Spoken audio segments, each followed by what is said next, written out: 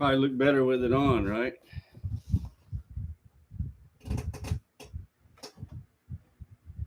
Turn this fan off. You might be able to hear that in the background. Hey there. Hi, Tyler. Tyler is pretty new to me, Dennis, but he's sure been great about supporting my channel, watching videos, commenting. And he's Tyler of Texas, and obviously he lives in Texas. And Tyler, I'm going to add you as a moderator. And that means if somebody acts bad, you can do something about it. I'm not sure what all that means, but I know a lot of the people that I trust, or I think they know what they're doing, that do these lives, they make people moderators. And I think I just did it. Tyler of Texas is now a standard moderator for your channel. There you go. All right, let's see. What time is it? It's 5:01. So there may be just the three of us, it looks like. I know my buddy the Sock Monkey is busy with stuff. I'm not sure he would be able to make it today. And I'll give folks a couple more minutes. I just published a different video about 3 or 4 minutes ago, talking about one of the things that I want to talk about a little bit in here. Gosh, on the one hand, I scheduled this as a ripping vinyl at 5 o'clock, so I guess I should get started, because this will be on a replay. So if somebody can't make it, that's fine. I think last one I did had 10 people came. Maybe they're just running a little late. Maybe somebody else has a live going on. I don't know. Anyway, okay. Everybody here is a moderator. Oh, one thing I know that being a moderator can do, if you're not one, you can't do this. Like you, Tyler, you could click on Boondocking with Dennis there in the chat, and the little box will pop up, and it'll allow you to go to his channel and open that channel up. Well, I guess it depends on the device you're on. But for me, it'll open that channel up on another tab in a new window on my computer, and stay at the live that I'm watching, which is pretty cool. But anyway, I'm going to start with a small one. And I did hear from a surfer, and he told me he had plans. He had some people coming, and they were going to go to the beach and stuff today. But he's been sick. He got the flu or something, real bad cold, and he had to he's not going to go do that, so he would be able to make this live. Hey, Troy. I'm learning.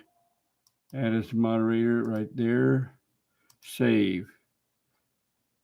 Troy, I now hereby pronounce you Sergeant at Arms. And if anybody acts badly, you take care of them, all right? So see if you can keep that Dennis guy in line, right? All right. Okay, here's an iconic album, and I'll try to do a better job of hiding it. You see, we're going to go not for a long time, maybe 10 seconds. What band is that?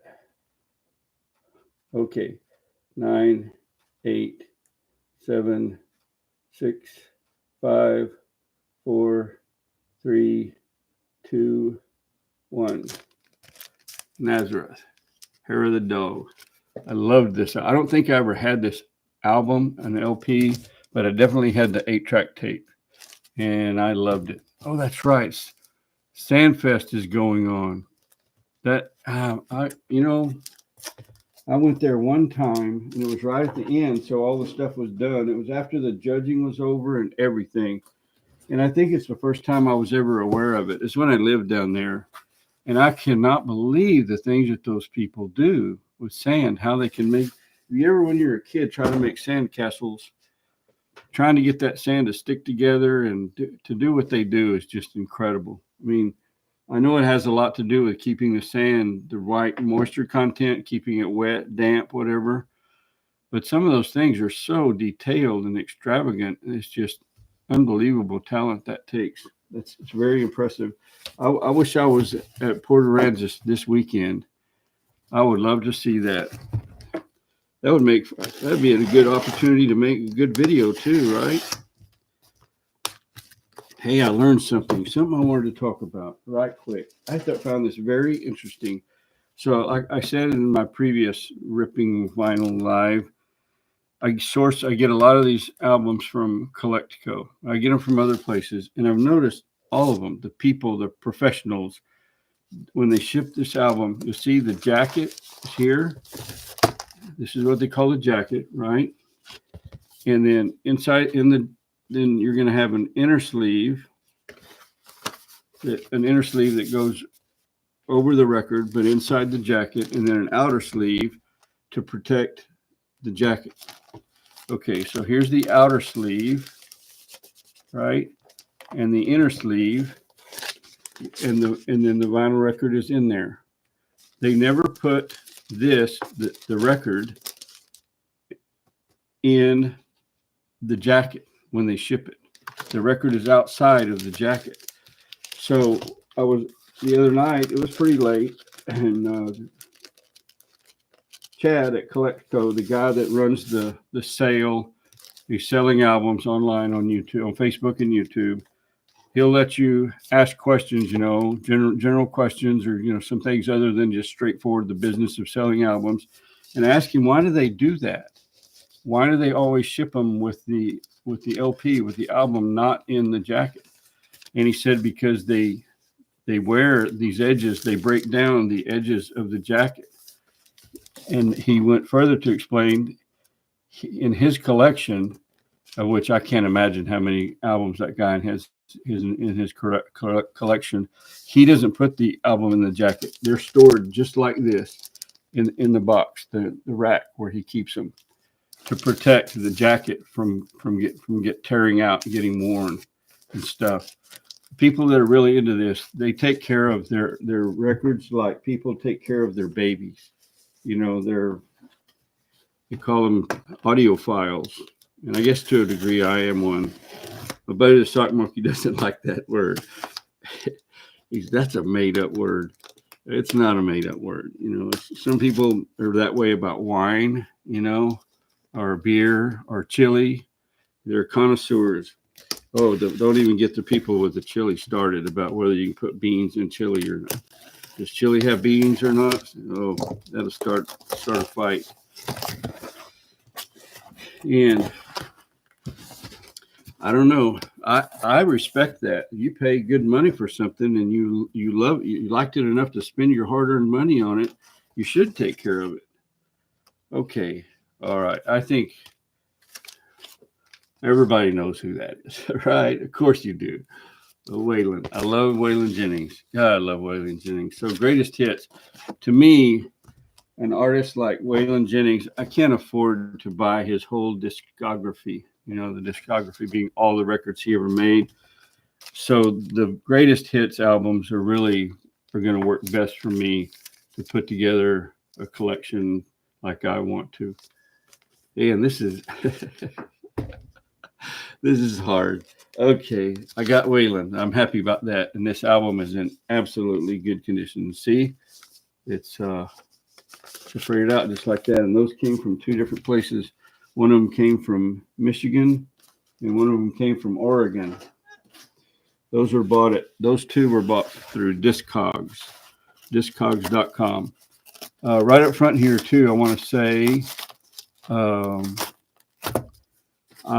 this will go no later than 5:30, and not because I mistakenly think Troy has a live coming up at 5:30, which I guess it was last Saturday. Only missed it by a day, and Dennis told me afterward. He didn't tell me during the thing, which I'm really bad about not reading the chat. I need to get better at that. I probably wouldn't have seen it even if he'd told me. Sandfest has some amazing sculptures. Yeah, so I'm sure y'all are going to somebody needs to make videos to show us. I've watched a lot of videos in the past. I know people do. Every year we'll get to see all of the. So here's what Oh no. You know what? This has happened before. This is embarrassing, but it's not. It's understandable. I have something I want, and I'm old and I'm forgetful. Yeah, this is in nice shape. So that Waylon album that you just saw, it looks a lot like this one, doesn't it? However, I'm not worried about winding up with two, and that's why I've been working hard on organizing my LPs. I got the cases, and I've been putting them in alphabetical order and separating them out from classic rock to classic country to pop to other, just organize as best I can to keep this from happening. And I think I'm going to build me a spreadsheet list. But my backup is my daughter loves vinyl too. And if I get two of the same, this will actually be the third that I will have over there in a little stack or set aside for her. This is the third time this has happened that I wanted something and I forgot I had bought it. And these were probably purchased weeks apart. And I forgot I already had it and got another one. It happens. If I get a third one, then I'm going to feel bad because she will take any duplicate that I have. Okay, here's the Collectico box. So anyway, I'm going to go no later than 5:30, and there are several reasons. One, I don't want these to be too long. I'm not sure if I will continue to do them. First of all, I'm getting pretty close to being done buying albums for one thing, and secondly, I don't know. Apparently, they're not very popular. Oh, it's steady. Troy, so you go 3 p.m. on Sundays all the time. Yeah, okay, that's right. Because mine the last time was at 2:30, and I had seen earlier in the day that you had a live at 3 p.m., but I didn't realize that it was on Sunday, not Saturday. But that's okay. I mean, I was pretty much done, and I had only intended to go 30 minutes or not much more, so I didn't really chop it off that much. Okay, so here we go. Uh, I don't think. What do we have here? I'm not sure what this is. So the album is the Pink Floyd album, and this would not be a recognizable album, I don't think. So it didn't play but it came with a disc. Oh, I see. They just put it in there. This is the first 45 that I bought, and I just wanted to have like I'm not going to get into 45s. I wanted 4 or 5 of them, maybe half a dozen, just to be able to play on my turntable, make sure it worked and everything. Just to have a few 45s for the fun of it. I probably owned more when it comes to records. I probably owned more 45s in my life than I did long play albums. I'd never had that huge of a record collection because back in the day, I bought my music on 8-track tapes, right? So they could get eaten. Really, you wanted them mobile, right? You wanted to be able to play them in your car. But when I was a kid, before I even had a driver's license, you have some money saved up from mowing grass or doing chores or whatever money you could come up with. And I remember you go to the store and buy. I think there was about, I can't even remember now, like 79 cents or something when I was a kid for a 45. And whatever the popular song at that time was, we'd get that 45 and take it home and play it over and over and over and over. Oh, thank you. Oh, that's hi, Barry. I need to do this. Barry, add as moderator, standard moderator. Barry, you are now part of the Sergeant at Arms Brigade, watching over the Dominion, right?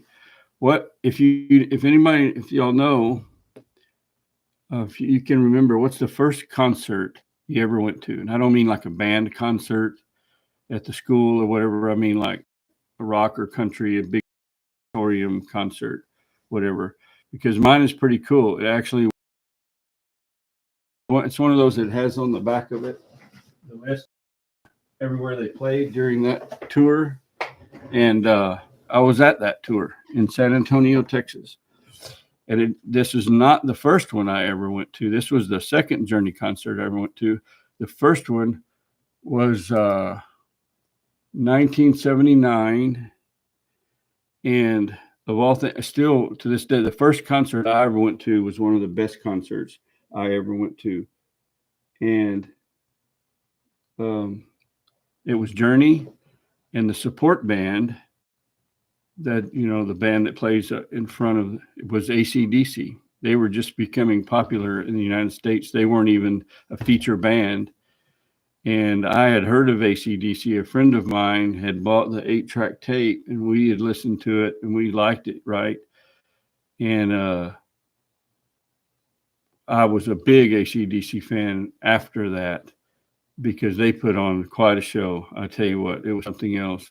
It was actually a third band at that concert called New England, and they didn't leave much of an impression on me. And this appears to be an escape. I mean, a mistake, because I didn't buy this. Accidents happen.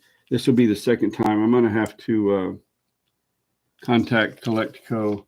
I've never heard of Dan Tedesco, and I am 100% sure I did not buy this album.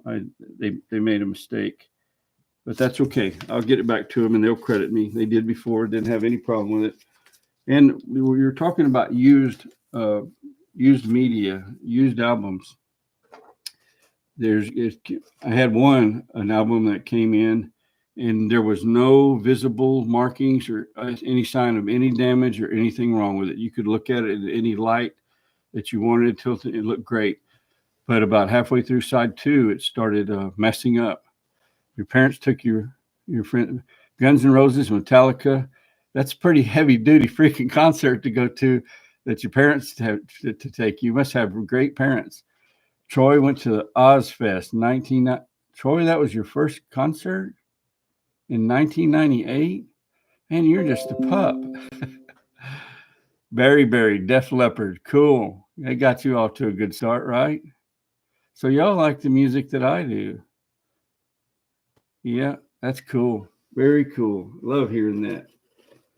This is, I already have one of these. This is for my daughter.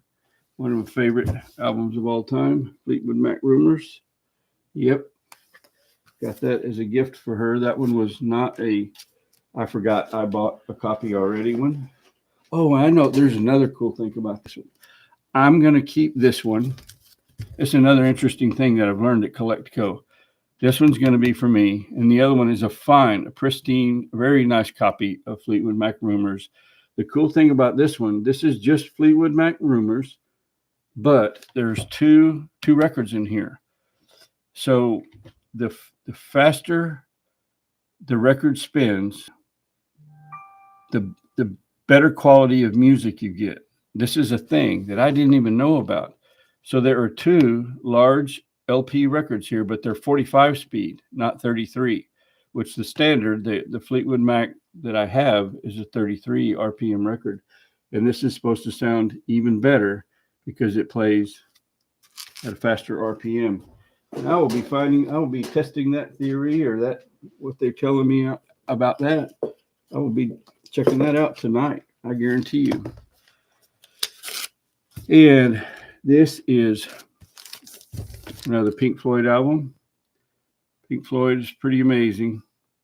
It's Sock Monkey's favorite band of all time. I don't know how many thousands of times he's listened to all of the Pink Floyd songs, but it's a lot. Anytime I'm around him, it seems like he's playing Pink Floyd. And we have, this is one I should have said, can you identify this? Rush 2112, very iconic album. I think no good rock collection would be complete without this. And this is 180 gram. That's another thing I've learned. I first discovered this with the new Walmart selling albums now, and they're 180 gram. They're much heavier, thicker than the albums that we used to get back way back in the day. They're supposed to, that's supposed to be a good thing, that they lay flatter, they're not as likely to warp, and they're, I guess, heavier duty. Okay, this is actually a gift. So the guy that did the restoration on my speakers and my turntable and my receiver, his name is Tom Miller, and he is a really cool dude. And he not only is the service tech or whatever that did my albums, I consider him my friend now. I love that guy. And so when he was demonstrating how one of my components worked, I forget which one, he was playing songs from Dire Straits, Brothers in Arms. But he gets them from an electronic medium. He wasn't playing an LP. And he happened to mention that this is one LP, amazingly, that he never acquired, that he didn't have one. So next time I go see Tom, and I am going to go see him, if I have to, I'll find an excuse to go see him. Plus, he's promised me to let me do another video, because I royally screwed up one time. I was at his shop. I had my camera rolling, I thought, and he went through all of that equipment he has, all of his analytical equipment, his test stuff. It's actually fascinating. And explaining how he does all this stuff to determine what's wrong with a receiver or a turntable or whatever, and explaining to me about music, and it's just so fascinating, at least to me.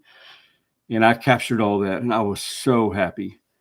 And when I got it into editing, I found out my camera shut off about a third of the way through it, and I have no idea how or why that happened.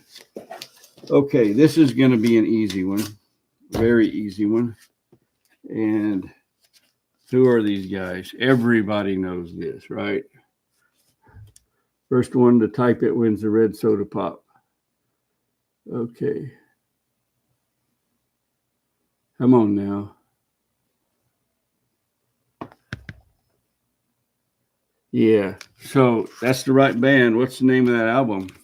It's not written on the album, but you might know it. There you go. Y'all teamed up. Oh, Barry got them both.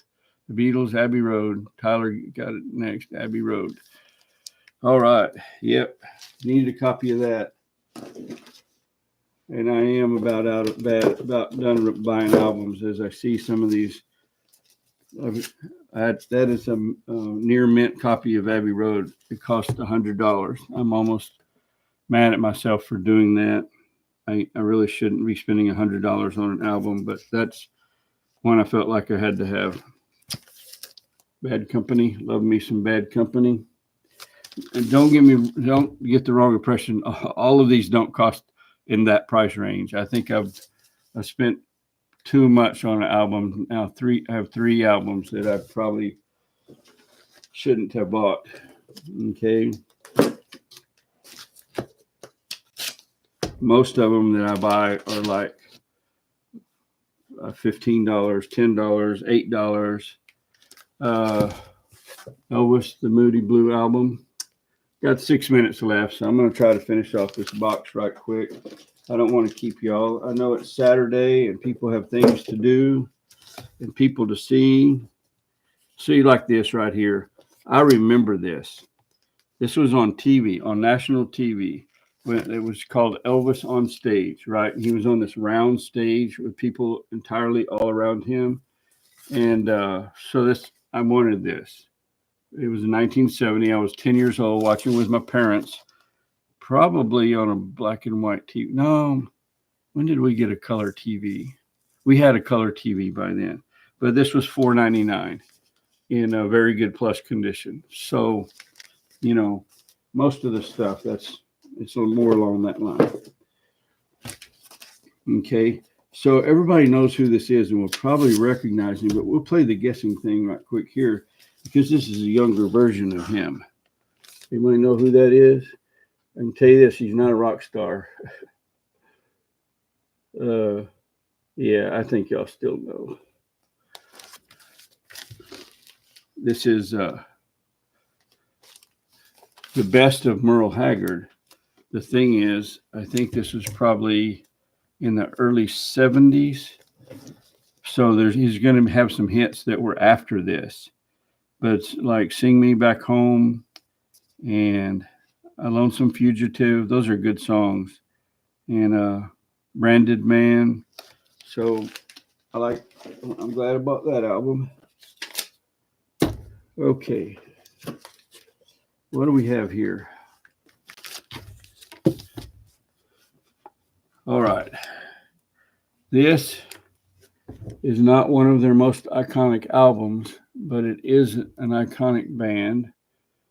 And I'll tell you that they've come up before recently. And I don't know, maybe this will help. That's them. Recognize any of those people? The best of Berry Berry albums. That would be cool. This is the Rolling Stones, Hot Rocks, 1964 to 1971. And pretty much almost every song on this was a hit.